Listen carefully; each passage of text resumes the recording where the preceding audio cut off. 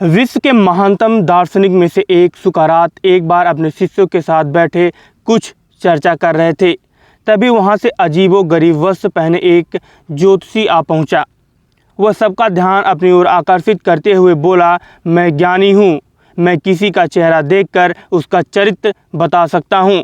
बताओ तुम में से कौन मेरी इस विद्या को परखना चाहेगा। शिष्य सुकरात की तरफ देखने लगे। सुकरात ने उस ज्योतिषी से अपने बारे में बताने के लिए कहा। अब वह ज्योतिषी उन्हें ध्यान से देखने लगा। सुकरात बहुत बड़े ज्ञानी तो थे, लेकिन देखने में बड़े सामान्य थे, बल्कि उन्हें कुरूप कहना कोई गलत बात नहीं होगी। ज्योतिषी उन्हें कुछ देर निहारने के बाद बोला, तुम्हारे चेहरे की बनावट बताती है कि तुम सत्ता के विरोधी हो। तुम्हारे अंदर द्रोह करने की भावना प्रबल है। तुम्हारी आंखों के बीच पड़ी सिकुड़न तुम्हारे अत्यंत क्रोधी होने का प्रमाण देती है। ज्योतिषी ने अभी इतना ही कहा था कि वहां बैठे शिष्य अपने गुरु के बारे में ये बातें सुनकर गुस्से में आ गए और उस ज्योतिषी को तुरंत वहां से भाग जाने के लिए कहा। परंतु सुकरात ने शिष्यों को शांत कराते हुए ज्योतिषी को अपनी बात पूर्ण करने के लिए कहा।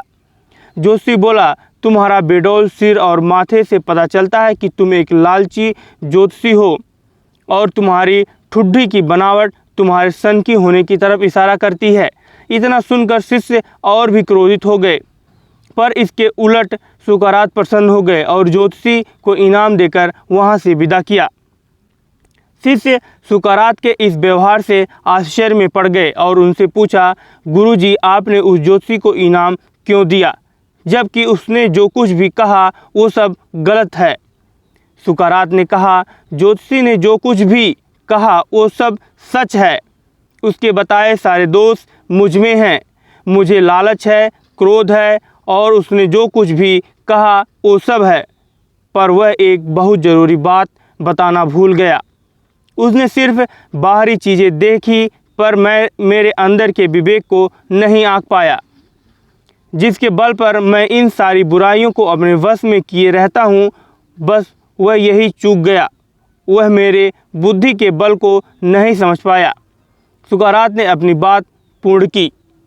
दोस्तों, यह मोटिवेशनल कहानी आपको बताती है कि बड़े से बड़े इंसान में भी कमियां हो सकती हैं, पर यदि हम अपनी बुद्धि का प्रयोग करें तो सुकरात की तरह ही उन कमियों से पार पा सकते हैं। धन्यवाद दोस्तों। अगर यह कहानी आपको पसंद आए तो आप हमारे चैनल को लाइक सब्सक्राइब अवश्य करें।